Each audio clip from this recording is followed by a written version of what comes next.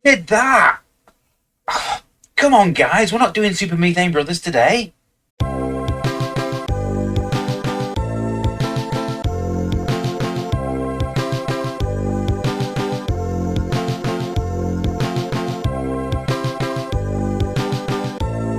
Hello everybody, welcome to the Re-Review, the series where I get to replay and reassess games from my favourite gaming era. I'm Brian, also known as UK Gen Zoidberg, and I've played more hours on the Amiga in 2025 than I have on the PS5. In the last few episodes of this series, I've been looking back at some of the most well-known games from the early 90s. Today, however, we're going to be delving back into the well of games that I was fortunate enough to review back when I was a fresh-faced writer for Games X magazine. Not every game that I wrote about was a long-awaited blockbuster. Sometimes there would have been those games that sprang up out of nowhere that nobody had heard of previously. And today's game is one such title. So join me as I take a fresh look at a game that quite a lot of you people watching may not have even heard of, and that's Monster Business, which was developed and published by Eclipse in 1991. Hey, has anybody told you about the VIP memberships that we do right here on the channel?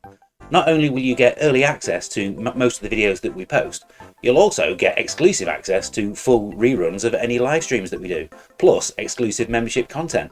You'll even get one of these little badges that you can put on your name whenever you comment on anything, just to show people how long you've been a member for. If that sounds like something that might be of interest to you, it's only £1.99 a month, and you can find full details of how you can become a member in the video description, or just click the link on screen right now. You'll even get to help us choose what games we cover in future episodes of both the Re-Review and Retro Game Super Leagues, so why not check it out? For now though, let's get back to the video. If I was to ask you what were the most influential video games of all time, there are probably a number of obvious answers that I would get to that question. Obvious titles like Doom, Grand Theft Auto, or even Command & Conquer. How long do you think I would have to wait though before somebody mentioned Bubble Bobble? Thanks to the sheer number of copycats that followed the release of Taito's arcade classic, surely it must be worthy of a mention. Arcades soon found themselves swamped with the likes of Tumble Pop, Snow Brothers, and Rodland, cute two-player platform games where you took out enemies with some kind of fun weaponry. Some of these types of games even made their way to the Amiga too, including the likes of Fuzzball, Cool Croc Twins, and Super Methane Brothers. Standing out against these titles was not easy, which is probably why not many people remember Monster Business. But what unique and simple attack method did this game have in store for players? It was the ability to pump up enemies like a balloon so that they floated off the top of the screen. It was developed by Eclipse Software Design in Germany, a small team who had worked alongside Thalion on a number of releases. They should also not be confused with Eclipse Design, the makers of Cardiacs, who I spoke about in Re-Review episode 54. They were founded by Mark Rashoka, I hope I pronounced that correctly, who had been a programmer at Thalion on Chambers of Shaolin, as well as the Atari ST version of Leaving Teremis. The first game to carry the Eclipse name was the 1990 shooter Wings of Death, which was programmed by Rashoka himself, with graphics by Thalion's Eric Simon, as well as a soundtrack provided by Jochen Hippel.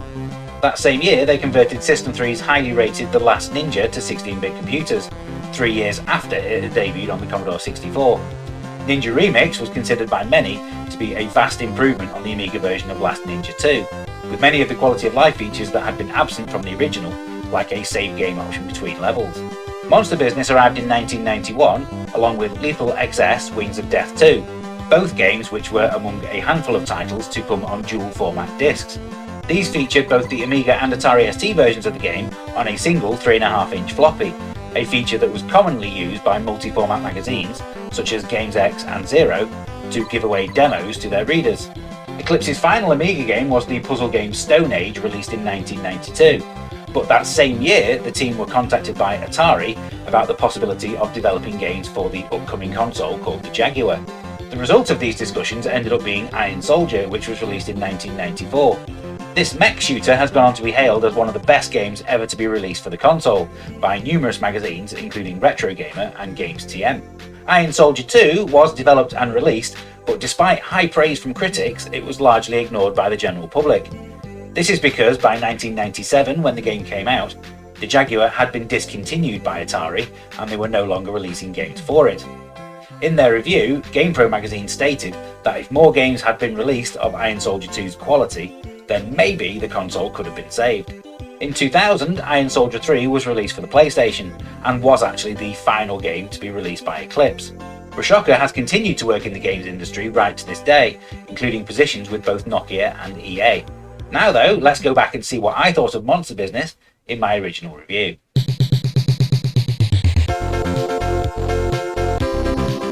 My review of Monster Business appeared in issue 19 of Games X from August 1991, an issue that was absolutely packed to the rafters with reviews of Amiga games. The cover game and game of the week was Rodland, with other games including Flight of the Intruder, Thunderjaws, and my review of Alien Storm, which I talked about in the re-review episode 48. I said in my review that the graphics were bright and colourful, although there was very little variety. I also felt that the music, although it featured a number of compositions, would soon become annoying. Despite both of these things though, I did say that it was addictive, mindless fun and that I couldn't stop playing the game. One definite plus for me was the value for money. Not only the fact that the game was £5 cheaper than most other releases at the time, but also the fact that you got both the Atari ST and Amiga versions together. I gave the last ability 15 out of 20, gameplay 14 out of 20, and presentation 11 out of 20. My overall score was 3 X's out of 5.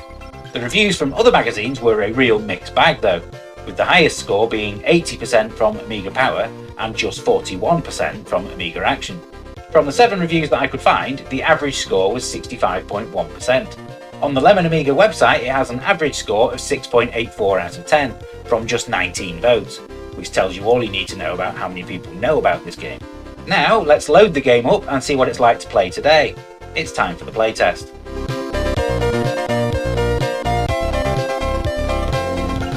Right, let's remind myself what this game is all about.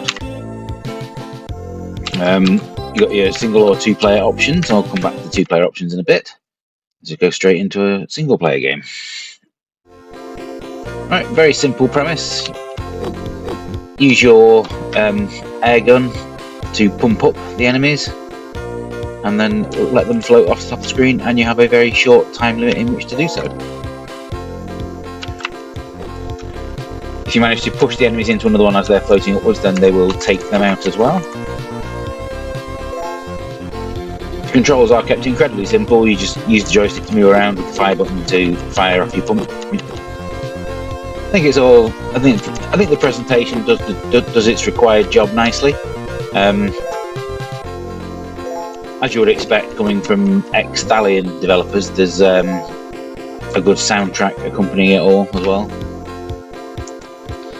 What I do find initially a little bit off-putting is the fact that when you jump,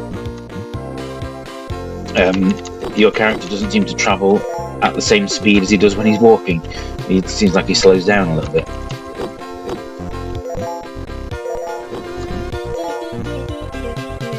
Try and get those bonus points by knocking the balloon animals into one of the other creatures if you can.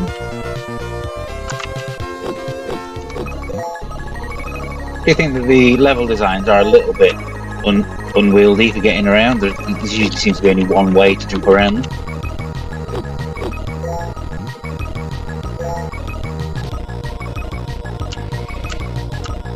It lacks the simplicity of some of the games that it's competing directly against.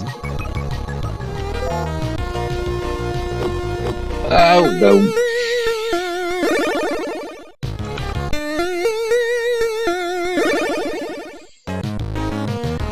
That little musical ditty is quite annoying, it must be said. So you see, I can't get up to that platform above me. That there is only one way round. I have to jump across the side.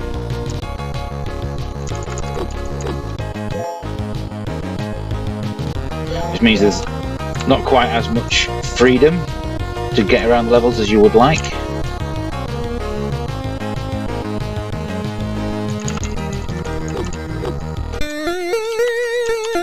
Oh, there we go again.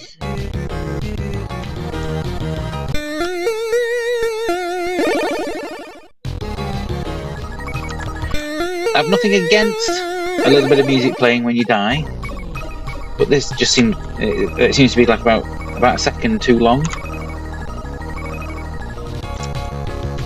See, why can't I jump up that top bit? I think there are 40 levels in total to play through, and I think I put in my original review that the furthest I ever managed to get was level 27. I think for a game of this type to truly work, you expect the controls to be a little bit tighter than they are here. I mean, yes, they're simple, but you don't seem to be able to move around quite as freely as you would hope.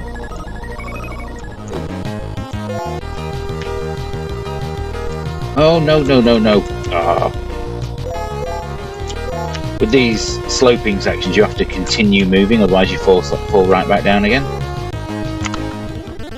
Oh, music's changed again. There's definitely a little bit of inconsistency to the collision detection as well. It seems that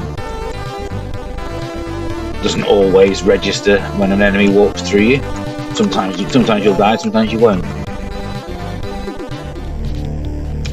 Somebody is laying explosive eggs. When did that happen?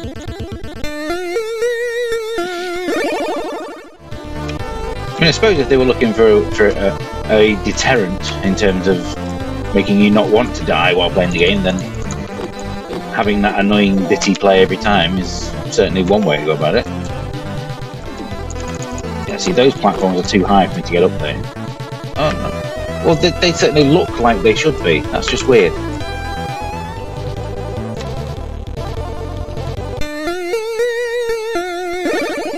Yeah, they're getting a little bit aggressive with the amount of eggs that they're laying there.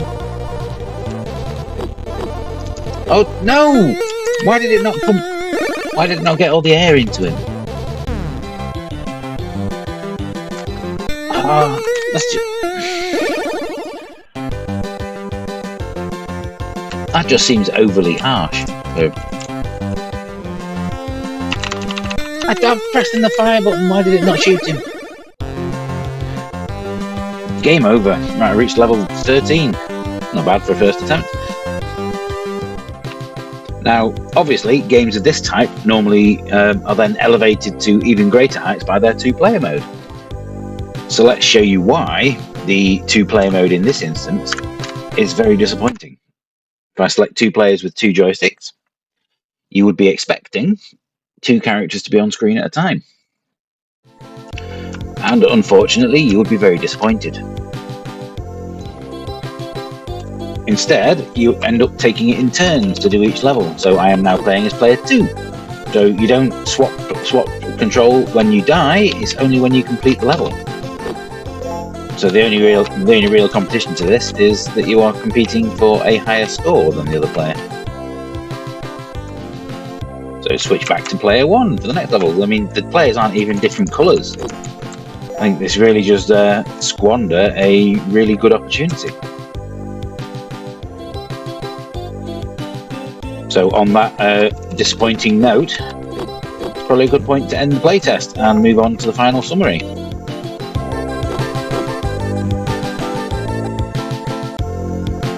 Back in 1991, it was a lot easier for Monster Business to make an impression than it is today. The fact of the matter is that the genre it's in requires a game to be pretty spectacular in order to stand out. Unfortunately, this is a game that, despite being competently made, is held back by a number of very strange design decisions and quite a few flaws. I still like the graphics despite the lack of variety.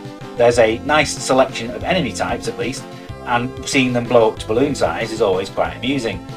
The level layouts themselves aren't great though, and sometimes there is only one route to the top.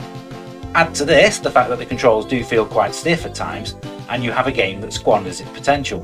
While the music is pretty decent overall, there is one element that drags the whole thing down, and that's the little death rattle that accompanies every single life lost. It honestly feels like whoever made the decision for it to play every single time a life is lost really didn't take into account how often somebody is going to die in the early stages of gameplay. The biggest problem for the game overall though is the two-player mode, which rather than both playing at the same time, has you taking it in turns to do the levels. And when you consider that the games that this is in direct competition with, that's simply not good enough. You can watch the full video of the arcade platform Super League elsewhere on the channel, but as you can see from the list on screen now, Monster Business ends up right slap bang in the middle of it. Overall, it's a game that can be enjoyable in small doses, as the method of dispatching the enemies is unique enough to make it worth playing. It does, however, lack the depth of gameplay that would have given it long-lasting appeal. it's a 4 out of 10 from me.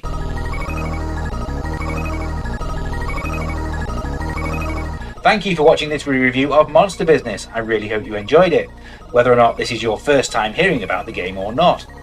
If you were a reader of Games X magazine back in the day, I'd love to hear your memories of the magazine, and whether or not you bought a game based on one of my recommendations. Hopefully, not this one though. If there are any Amiga games that you'd like to see me cover in future episodes of this series, you can send them to me by email to reviews@ukgamingnetwork.com. I've already received a few suggestions from viewers that I am going to try and slot into the upcoming schedule. Please remember to give us a like and subscribe if you have enjoyed this video, and if you are new to the series, why not check out the full playlist of all the previous episodes. In 2 weeks' time, I'll be back talking about one of the most beloved Amiga games of all time. But before then, there'll be a new episode of Retro Game Super Leagues coming next Friday. So until next time, happy retro gaming, bye for now.